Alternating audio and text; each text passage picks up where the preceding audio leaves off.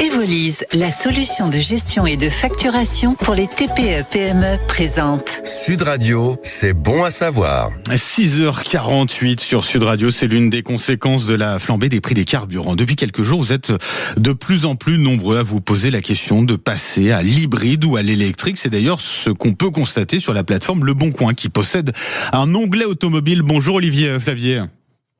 Bonjour Benjamin Glaise. Et merci d'être avec nous ce matin sur Sud Radio. Vous êtes le directeur général en charge de l'automobile pour Le Bon Coin. Et donc vous êtes très bien placé pour observer l'évolution des intentions d'achat des automobilistes français. Est-ce que vous avez constaté d'ailleurs une augmentation des recherches sur Le Bon Coin depuis le début de la guerre au Moyen-Orient, et comment évoluent ces recherches ?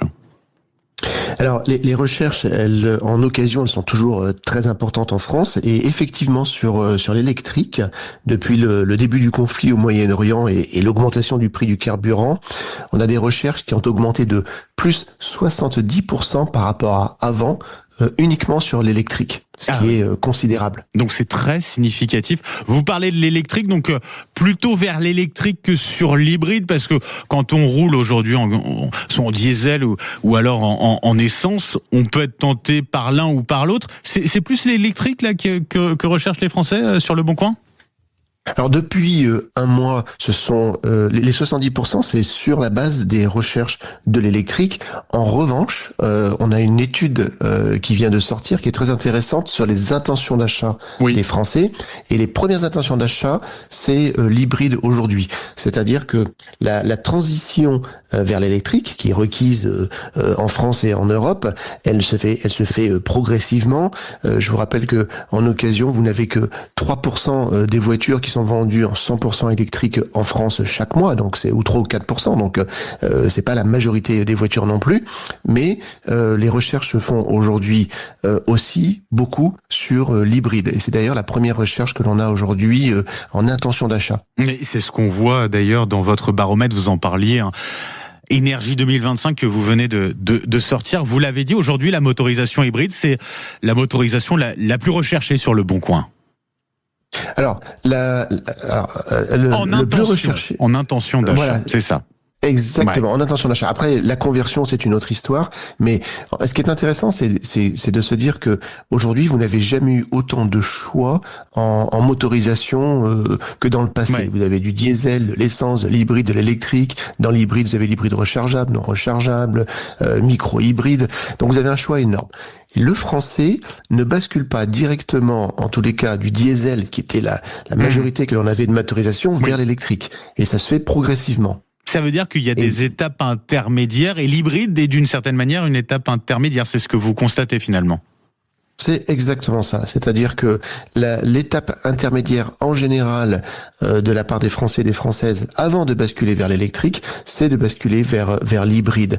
Et généralement, quand quelqu'un a acquis une voiture hybride, l'achat d'après, dans 80% du cas, c'est soit la personne reprend une voiture hybride, soit elle bascule vers l'électrique. C'est assez considérable. On ne revient pas au thermique finalement quand on a passé le cap, quoi. Quand vous avez une voiture électrique, dans 95% des cas, vous gardez votre électrique ou vous repassez éventuellement à l'hybride ou l'hybride rechargeable. Et puis on peut s'en féliciter aussi parce que forcément on est moins impacté par cette flambée des prix des carburants.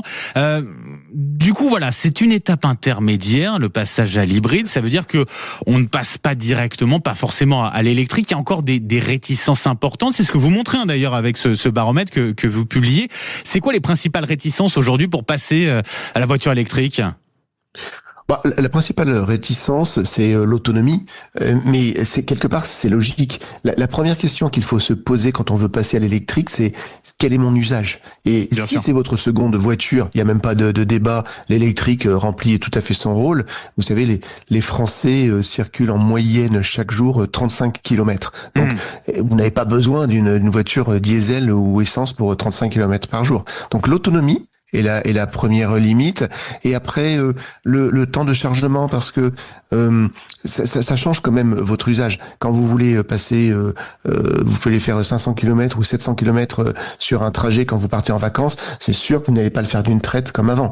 Bon, bah voilà, c'est une question d'habitude, et je pense que dans le futur, dans les années à venir, on changera notre usage et notre façon de bouger en France. Le prix, ça reste aussi un frein tout de même important pour ceux qui veulent passer à l'électrique. On est quand même sur une phase où, ça y est, on commence à avoir les premiers modèles, premières voitures électriques du côté de l'occasion. Ça commence à arriver, ça, Olivier Flavier. Ça joue aussi peut-être? Il y a du choix. Vous avez, vous voyez, sur le Bon Coin, en ce moment même, vous avez à peu près 40 000 voitures 100% électriques. Donc ça, c'est bien. Ouais. Donc il y a du choix. Les prix ont beaucoup baissé en électrique, de plus de 35% depuis 3 ans.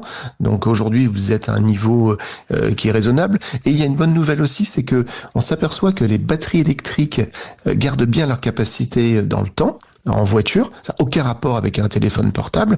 Vous avez une décroissance de la batterie électrique d'à peu près 1 à 1,5% par an en termes de capacité. Donc quand vous achetez aujourd'hui une voiture électrique qui a 5 ans, 7 ans d'ancienneté, vous avez encore une capacité de batterie qui est très bonne. Donc c'est intéressant d'acheter une voiture électrique aujourd'hui. Merci beaucoup Olivier Flavier, directeur général Le Bon Coin Automobile. Et donc vous nous l'avez dit, effectivement, il y a eu un boom sur la plateforme Le Bon Coin pour les voitures, les recherches de voitures électriques, effectivement, depuis le début de cette guerre au Moyen-Orient, et la conséquence, bien évidemment, pour nous au quotidien, cette flambée des prix des carburants. Merci beaucoup, Olivier Flavier. Je vous souhaite une très belle journée.